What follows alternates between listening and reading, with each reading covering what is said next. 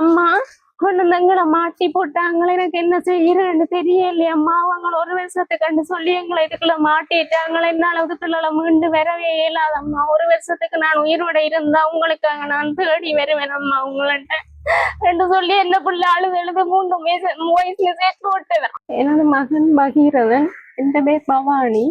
எனது மகன் வெளிநாடு செல்றேன்னு சொல்லி, அதாவது எங்கட கரவட்டியில எங்கட ஊர்ல ஒரு சொந்தக்கார அண்ணா, அவர் வந்து பெல்ஜியத்துல இருக்கிறார். அவர்கிட்ட பேர் வந்து ரத்தினசிங்கம், தனபாலசிங்கம் ரத்தினசிங்கம். அவர் தான் எங்களோட கதைச்சு இப்படி தான் பெல்ஜியத்துக்கு எடுத்து விடுறேன், இத்தாலி மூலம் எடுக்கிறேன்னு சொல்லித்தான் சொன்னவர். தான் பெல்ஜியத்துக்கு அவர் எடுத்து விடுறேன்னு சொல்லி என்ன காசு எல்லாம் போட சொல்லி சொன்னவர். அப்ப தம்பி 21ஆம் தேதி 9ஆம் மாசம் 2024 ஃபிளைட்ல நான் விட்டு வந்தேன்னா தம்பி ரைசியா போயிட்டார். அடுத்த நாள் ரைசியா இறங்கிட்டு எனக்கு கோல் அடிச்சு சொன்னார், இப்படி கொண்டே அம்மா ஒரு ரூம்ல எங்களை விட்டு கிடக்குன்னு சொல்லி. அந்த ரூம்ல ஒரு கிழமையா நின்றவர். அதுக்கு பிறகு சேர்ந்து ஒரு கிழமைக்கு பிறகு ரூமுக்கு கொண்டு போடுறதுக்கு முதல் தம்பிய அங்க ரைசியா ஏர்போர்ட்ல ஒரு ஆர்மி கமாண்டரை விட்டு கூட்டிட்டு போக சொல்லியிருக்கேன். அப்ப ஆர்மி கமாண்டர்னா தம்பியை வந்து கூட்டிட்டு போடணும். அப்ப அவர் ஏஜென்ட் சொல்லி இருக்கிறார், நீ பயப்பட தேவையில்லை, அவரோட அவர் கூட்டி கொண்டு வந்துதான் எங்கள்கிட்ட இங்கால சரி வரன்னு சொல்லி. சரி என்று சொல்லி பிள்ளை போமென்று சொல்லி ஒரு கிழமையா அங்க ரூம்ல நிக்க பேருந்து. அடுத்த நாள் ஒரு கிழமைக்கு பிறகு அடுத்த நாள் கொண்டே ஆமி பயிற்சி கொடுக்குற இடத்துல ஆமி முகாமில் விட்டுருக்கிறோம். அவைக்கு எங்க நிக்கிறோம் ஏது நிக்கிறோம் ஒன்றுமே தெரியாது. அங்கத்தே மொழி ரைசியா மொழியும் தெரியாது பிள்ளைக்கு. அப்ப எனக்கு எடுத்து சொல்லிச்சுது, இப்படி அம்மா எங்களை கொண்டு வந்து ஒரு பயிற்சி முகாமில் விட்டுருக்கிறேன். அப்பேக்குள்ளதான் சொன்னவர் 3 தம்பியாக்கள் ஒரு அண்ணாவும் ஒரு தம்பியும் நிக்கணும், யாழ்ப்பாணத்தாக்கள் தான் அம்மா. இப்படி எங்களை பயிற்சி எடுக்க சொல்லி இருக்கிறோம்னு சொல்ல தான் எடுத்து கோல் பண்ணி அவைக்கு எங்கட சொந்தக்கார அண்ணாக்குன்னு கேட்டு ஏஜென்டோட கதைக்கு அப்ப அவர் சொன்னவராம், நீ பிரச்சனை இல்லை பயம் இல்லை, நீ பயிற்சி எடுத்தாதான் ஆமி ஐசி தருவாங்க, அந்த ஐசியோட தான் கொண்டு வந்து நின்னுட்டு தருவாங்க என்று சொல்லி சொன்னவர். அப்ப பிள்ளை சரின்னு சொல்லி இவங்க சொல்ல அப்ப நானும் கேட்க அதை சொல்லிக்கணும், பிரச்சனை இல்லையான்னு சொல்லி பிள்ளை பயிற்சிக்கு போயிருக்கு. அப்போ பயிற்சி எடுக்க மாணவர்களுக்கு சொன்னது, அவங்களுக்கு கஷ்டமா இருக்குதுகள் எல்லாத்தையும் டிரைவ்ல நீங்க தந்திருக்கீங்க, தூக்கி கொண்டு போய் நாங்க எவ்வளவோ கஷ்டப்பட்டு இந்த பிள்ளை சொல்லி அழுதவர். அப்பதான் நம்ம இப்படி வந்துட்டேன், கஷ்டப்பட்டு போத்தானே, எங்களுக்கு பொருளாதார சூழ்நிலையும் கஷ்டம். எனக்கு வந்து ஒரே ஒரு மகன் தான், ஹஸ்பண்டும் இல்லை. அவர் தான் என்ன வச்சு பார்த்தது, எங்களோட பொருளாதார சூழ்நிலையை கருத்துல கொண்டுதான் இப்படி போனவர், வெளிநாடு போறதுக்குன்னு சொல்லி போனவர். எங்களுக்கு ஒரு உதவியும் இல்லை. அப்ப அவருக்கு வந்து வெறிப்பு வாரது. அப்ப போன இடத்துலதான் இப்படி பயிற்சி எடுத்து முடிய சேர்ந்தாங்க அளவு பயிற்சி எடுத்து முடிய சொல்லிச்சு, நம்ம உங்களை இன்றைக்கு கொண்டு வந்து உங்களோட கையில தருவினம்னு சொன்ன. அப்புறம் பிள்ளைகளை ஏத்தி கொண்டு போயிருக்கிறோம். ஏத்தி கொண்டு போன கையோட பிள்ளைகளை கொண்டு இங்க ஒரு கேம்ப்ல விட்டுருக்கணும். அப்ப அந்த கேம்ப்ல விடையே இந்த பிள்ளை கடைசியா ஒரு 3 வாய்ஸ் மெசேஜ் போட்டவர் எனக்கு, அம்மா உங்களை கொண்டு வந்து மாட்டி விட்டுட்டாங்களம்மா. சொன்னானாம் ஐசி தருவாங்க, நீங்கள் அதுல ஒரு ஸ்லிப் தருவாங்க, சைன் வையுங்க ஐசி தாரதுக்குன்னு சொல்ல. பிள்ளைகளும் சைன் வச்சிருந்தா பிள்ளைகளுக்கு அங்கத்தை மொழி தெரியாது. அப்ப சைன் வச்ச முடிய பேருந்து சொன்னாங்களாம், கேம்புக்கு எடுத்துட்டு சொன்னானாம், நாங்கள் உங்களை அங்கால கொண்டு போறோம் சொன்னதுன்னு சொல்லி. அப்ப 3 மெசேஜ் எனக்கு போட்டுச்சுது. அதுல ஒரு மெசேஜ் போட்டேன், அம்மா கொண்டு வந்து எங்களை மாட்டி போட்டாங்களே, எனக்கு என்ன செய்யறேன்னு தெரியலையம்மா. அவங்க ஒரு வருஷத்தை கண்டு சொல்லி எங்களை இதுக்குள்ள மாட்டிட்டாங்களே, என்னால இதுக்குள்ள மீண்டு வரவே இயலாதம்மா. ஒரு வருஷத்துக்கு நான் உயிரோட இருந்தா உங்களுக்காக நான் தேடி வருவேன் அம்மா உங்கள்கிட்ட என்று சொல்லி என்ன பிள்ளை அழுது 3 வயசுல சேர்த்து விட்டவன். அதுக்கு பிறகு எனக்கு 12 நாளாச்சு. இந்த வரைக்கும் இந்த பிள்ளை எங்க இருக்கிறார் எப்படி இருக்கிறாருன்னு ஒரு தொடர்பும் இல்லை. நானும் ஏஜென்டோட எங்களோட சொந்தக்கார அண்ணனுக்கும் போன் அடிச்சு கேட்பேன், அண்ணா அப்படி எந்த பிள்ளை எங்கன்னு தெரியல, 12 நாளாச்சு, நீங்க கொண்டாந்தாங்க எடுத்து தாங்கோண்டு கேட்க சொல்லுவார். அப்போ நான் கதைச்சிருக்கிறேன்னு அது கவரேஜ் இல்லாத இடத்துல நிக்கிறார். போன் வாங்கி வச்சுட்டாங்க. அவர் போன் எடுப்பார். தான் 2 நாளையால கூட்டி கொண்டு வந்து தான் அங்கால எடுத்துருவேன் இப்படியே சொல்லி ஒவ்வொரு கிழமை என் காலத்தை கடத்தி இன்னைக்கு 12 நாளாச்சு. 12 நாளா எனக்கு எந்த பிள்ளை எங்க இருக்கிறாருன்னு எனக்கு ஒரு இதுவுமே தெரியல. எனது பெயர் கலைச்செல்வி. நாங்கள் இருக்கிற ராஜேந்திரா வீதி, யாழ்ப்பாணம். எனது மகன் அஸ்ரராஜா மிதுஷன், வயது 25. அவர் 2024 10ஆம் மாதம் 4ஆம் தேதி ஸ்ரீலங்கா எம்பசி ஊடாக ஏர்போர்ட் ஊடாக ரஷ்யாவுக்கு போனவர் விசிட் விசாவில் பிரான்ஸ் என்றதுக்காக ஏஜென்சியிடம் காசு கொடுத்து போனவர். அங்கே போய் ரஷ்யா எம்பசியில் ஏர்போர்ட்டில் இறங்கின உடனே ஒரு ஆர்மி கமாண்டர் தான் போய் இவையை பொறுப்படுத்திருக்கிறார்.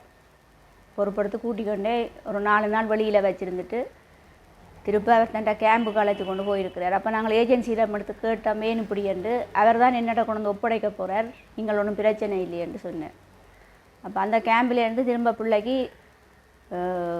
மெடிக்கல் எடுத்திருக்கணும், ஆர்மி ஐசி ஒன்று கொடுத்துருக்கணும். அதே அதெல்லாம் கொடுக்குறீங்களேன்னு கேட்க, இதுகள் இருந்தால் தான் எங்களோட பிள்ளையை கொண்டு போய் அங்கால நாங்கள் விட வேணும், நீங்கள் ஒன்றுக்கும் பயப்படாதீங்க, அவங்க கேட்குறது எல்லாத்தையும் கொடுங்கோ செய்யுங்கோண்டு. என்ற பிள்ளையோடு சேர்ந்து 6 பிள்ளைகள், அதில் யாழ்ப்பாணத்து பிள்ளைகள் 6 பேர். 6 பேரும் அதில் சொன்னதெல்லாம் செய்திருக்கணும். ஆனால் பிள்ளைகளுக்கு தெரியாது, இப்போ இராணுவத்துக்கு அவங்க சேர்த்து விட போகிறாங்களேன்னு பிள்ளைகளுக்கு அந்த விஷயம் தெரியலை. ஏன்னா மொழி பிரச்சனை, மொழி தெரியாது. அதால் நாங்கள் ஏஜென்சியையும் பிள்ளைகள் கேட்க அவர் சொல்லியிருக்கிறார், அவங்க கேட்குறதெல்லாம் செய்யுங்கோ கொடுங்கோன்னு பிள்ளைகள் செய்திருக்குது. இப்போ பார்த்தா பிள்ளைகளை பேருந்து ட்ரைனிங்குன்னு சொல்லிக்கொண்டு ட்ரைனிங்கும் கொடுத்துருக்குறாங்க, ரஷ்ய ட்ரைனிங் கொடுத்துருக்குறாங்க, ஆர்மி ட்ரைனிங்.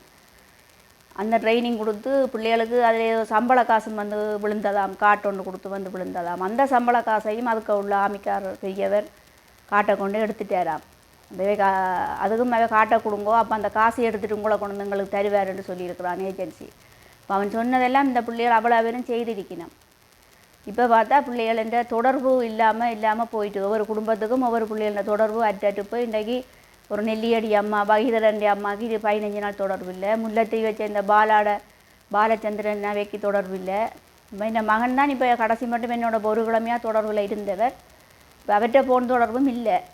இப்போ ஒரு நேற்று ஒரு ரஷ்ய இராணுவ வீரர்கிட்ட ஃபோனில் இருந்து எனக்கு மெசேஜ் மட்டும் போட்டிருக்குறார், இந்த கொஞ்சம் சிக்கலாக நடத்த நிற்கிறேன் அம்மா, ஏஜென்சி மேலே நம்பி இனி பிரியோசனம் இல்லை, நீங்கள் அங்கே கொடுக்க வேண்டிய இடமெல்லாம் கொடுத்து எங்களை மீட்க பாருங்கண்டு. இன்றையோட இந்த மகன்கிட்ட தொடர்பும் இல்லை, நேற்றையோட மகன்கிட்ட தொடர்பும் இல்லை. அவன் இந்த ஃபோட்டோ ஒன்றுங்களுக்கு அனுப்பியிருக்கணும். அவன் இந்த ரஷ்யா மீன் உடுப்பெல்லாம் போட்டு பிள்ளைகளுக்கு உடுப்பெல்லாம் கொடுத்து இப்போ பிள்ளைகளை எல்லையில் கொண்டே விட்டதாகத்தான் நாங்கள் அறிகிறோம். எல்லையில் கொண்டே பிள்ளைகளை விட்டுருக்கு. அதால் இப்போ எங்களோட பிள்ளைகள் ஆமிக்கண்டு போகலை. அவை போனது வெளிநாடு போக முகவரோடத்தான் போனவை. இந்த முகவருக்கும் அங்கே உள்ள ஆமி பெரியவருக்கும் ஏதோ தொடர்பு இருக்க வேண்டும் என்று தான் நாங்கள் சந்தேகிக்கிறோம். அதனால் வறுமை நிமித்தம் தான் பிள்ளைகளை வெளிநாட்டுக்கு விட்டது, கஷ்டத்தின் நிமித்தம் தான் அனுப்பினது. இப்படி ஒரு சம்பவம் நடக்கும்னு நாங்கள் யாரும் எதிர்பார்க்கல. எனவே இந்த சம்பவத்தை கருத்தில் கொண்டு எங்களுக்கு உரிய உதவியை ஜனாதிபதி ஐயா அவர்களும் செய்ய வேண்டும் என்று கேட்டுக்கொண்டு உங்களிடம் இதை நாங்கள் சொல்கிறோம். ஏனென்றா நாங்கள் இதை வெளிக்கொண்டு வந்தது என்னென்னா, எங்களை இதை போல் இன்னும் பிள்ளைகள் போய் வேறு தாய்மாட்ட பிள்ளைகளும் போய் அப்படி அங்கே ஏமாறக்கூடாதுன்றதுக்காகத்தான் இதை நாங்கள் விழிப்புணர்வாக நாங்கள் இதை கொடுக்குறோம். இப்போ எங்களோட பிள்ளைகளை நீங்கள் மீட்டு தருவோம்னு நம்புகிறோம். பிள்ளைகள தொடர்பும் இல்லாமல் போயிட்டுது. இப்போ ஃபோனெல்லாம் பிள்ளைகள்கிட்ட வாங்கிட்டாங்க, பிள்ளைகளை கொண்டே இப்போ எல்லையில் விட்டுருக்கு. ஒரு ஆள் பாலச்சந்திரன் முல்லைத்தீவை சேர்ந்தவர், இன்னொரு பிள்ளை பகீதரன் நெல்லியடியை சேர்ந்தவர், நடுவில் நிற்கிறவர் தான் என் மகன் மிதுஷர். மற்ற பிள்ளைகளோட படங்கள் அவைக்கு கிடைக்கலையே அனுப்புறதுக்கு, நிறைய வேறு இடங்களில் கொண்ட எல்லையில் விட்டுட்டாங்க அடிபாட்டுக்கு. அப்போ அந்த பிள்ளைகளோட படங்கள் கிடைக்கல. இவை 3 பேரோட படமும் தான் இப்போ தற்சமயம் எங்களுக்கு கிடைச்சிருக்கு.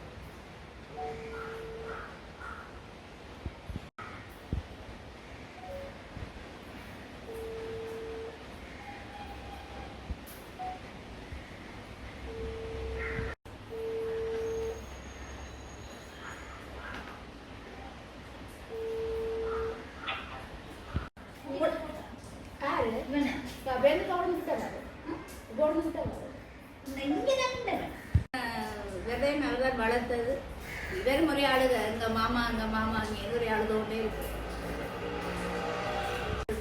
போக வலிக்குது. எனவே இப்படி அங்கே மாட்டிக்கொண்டு நிற்கிறேன்.